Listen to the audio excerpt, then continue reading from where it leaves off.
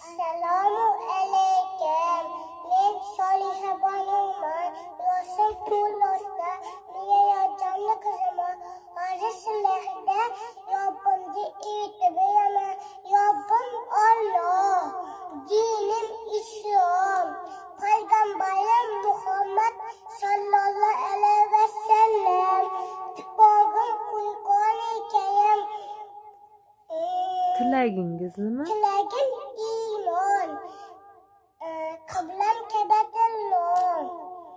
Kimning millatidansiz? Ibrohim Habibulloh millatidanman.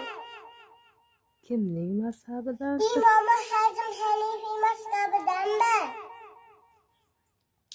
Do'stlarimiz kimlar? Chohay yo'llay ular kimlar?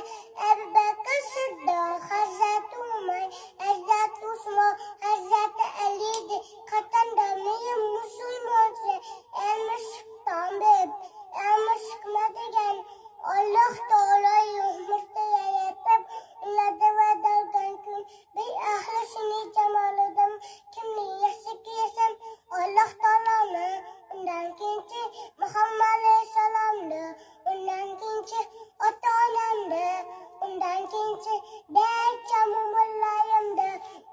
Seni kim yaratgan? Alloh taolo ummatin yaratgan.